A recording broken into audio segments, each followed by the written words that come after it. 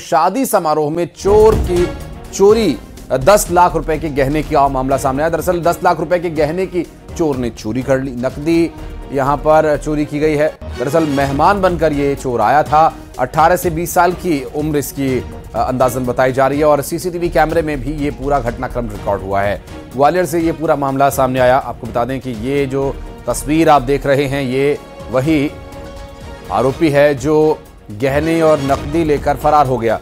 मेहमानों की तरह आया 18 से 20 साल का ये युवक और बैग उठाकर वहां से चलता बना। बड़े ही आराम से पहले उसने रेकी की और उसके बाद देखिए किस तरह से बैग को उठाया और फिर धीरे से उसे दूसरे हाथ में लेकर निकलता हुआ दिखाई दे रहा है। सुशील हमारे सहयोगी फोन लाइन पर मौजूद है। सुशील, सीसीटीवी में साफ दिखाई दे रहा है शख्स बैग लेकर जा रहा है। पुलिस क्या कह रही है और क्या कुछ है इस पूरे मामले के पीछे की कहानी? बिल्कुल, देखिए बीती रात का पूरा वाकया है। सिरोल थाना क्षेत्र के गोल्डन लोटस बैंक्वेट में एक शादी समारोह आयोजित हुआ था।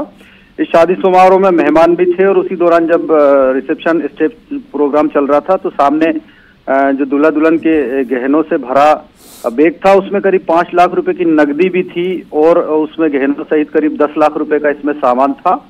और इसी दौरान एक 18-20 साल का युवक आता है और वो पीछे से इस बैग को उठाकर भाग निकलता है।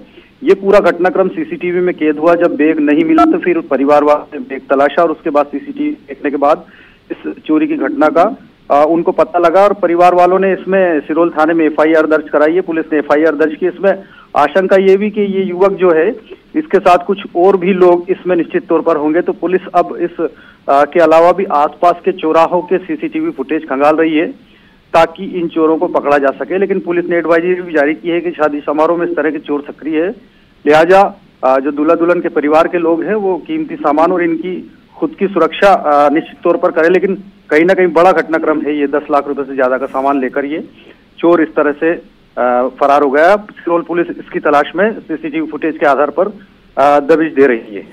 पीड़ित परिवार की तरफ से पुलिस को कोई निशानदेही दी गई हो जिसके पता चल सके कि आखिर क्या हुआ था वहां पर?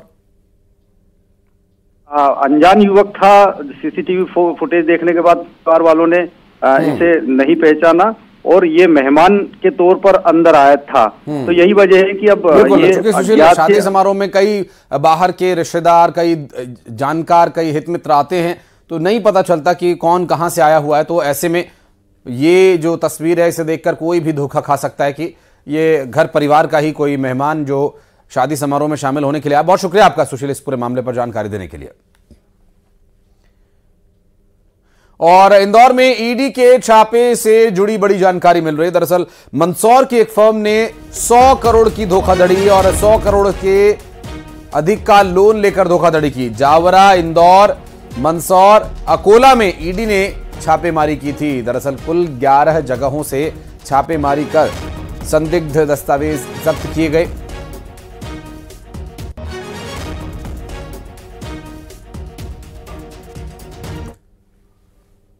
मिथिलेश हमारे सहयोगी इस वक्त ऑनलाइन पर मौजूद है। मिथिलेश, छापेमारी में जो जानकारी मिली है ये तो 100 करोड़ से भी अधिक की धोखाधड़ी का मामला है। बिल्कुल, जो पूरा मामला है जो ईडी की तरफ से जानकारी दी गई है 110 करोड़ रुपए का मामला अभी तक सामने आ चुका है। ये जो पूरा मामला है 2011 से लेकर 2013 वर्ष के बीच में है। जब मेसर्स जो नारायण निर्यात इंडिया प्राइवेट लिमिटेड कंपनी है उसने अलग अलग ग्रुप के नाम पर और करीब 6 से ज्यादा बैंकों से 110 करोड़ रुपए का लोन लिया और उसमें जो लोन लिया गया, जो लोन में गारंटी में पेपर दिए गए थे, जिस प्रॉपर्टी को दिखाया गया था, बाद में उस प्रॉपर्टी को भी तीसरे व्यक्ति को बेच दिया गया बिना बैंक को जानकारी दिए हुए। तो धोखाधड़ी के मामले में जांच शुरू होती है। अब पूरा मामला जो है 110 करोड़ रुपए तक पहुंच चुका है। ईडी पूरे मामले में जांच कर रही है और जो अलग अलग ग्रुप है उस अलग अलग ग्रुप के 11 जगह पर उसमें उनका जो ऑफिस का एड्रेस, वो मकान, तमाम जगह पर छापेमार कार्रवाई की गई थी। चल अचल संपत्ति से जुड़ा हुआ जो भी दस्तावेज है उसे जब्त किया गया है। जांच चल रही है और ईडी की तरफ से एक बड़ी कार्रवाई की गई है। और ये जो पूरी फर्म है वो मंदसौर की फर्म है।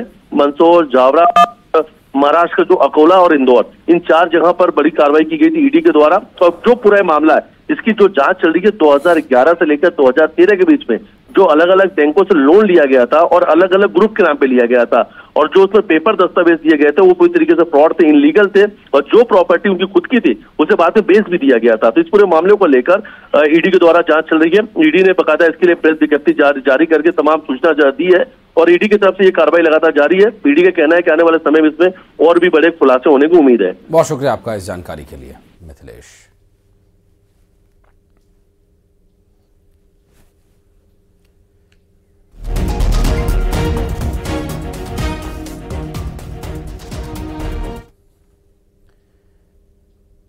हिमाचल प्रदेश में परफ्यूम फैक्ट्री में आग लगने का एक मामला सामने आया। दरअसल सोलन के नालागढ़ के झाड़ माजरी में यह आग लगी थी। 13 लोग इसमें अब तक लापता हुए हैं।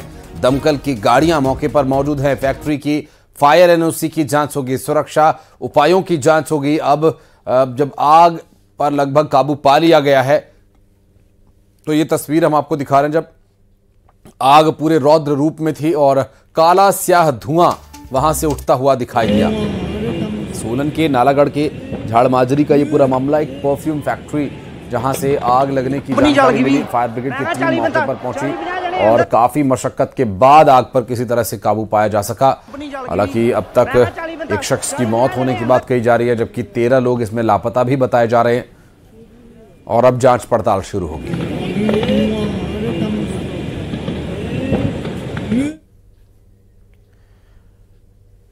और अब बात महासंग्राम 2024 की। न तारीख तय हुई, न उम्मीदवार सामने आए, फिर भी नेताजी अपना दरबार छोड़कर जमीन पर उतर आए, क्योंकि इस साल लोकसभा का चुनाव है। सत्ता के सर्वोच्च शिखर के लिए पूरे देश में सबसे बड़ा सियासी बाजार सजने को तैयार है। राजनीतिक पार्टियां वादों की टोकरी में भरोसे का मसाला भर चुकी हैं, जिसकी जल्द ही होम डिलीवरी शुरू होने वाली है, क्योंकि दिल्ली के सिंहासन की दौड़ में जुटी हर सियासी पार्टी के लिए इस वक्त हर इंसान एक वोटर है। तो आइए शुरू करते हैं महासंग्राम 2024।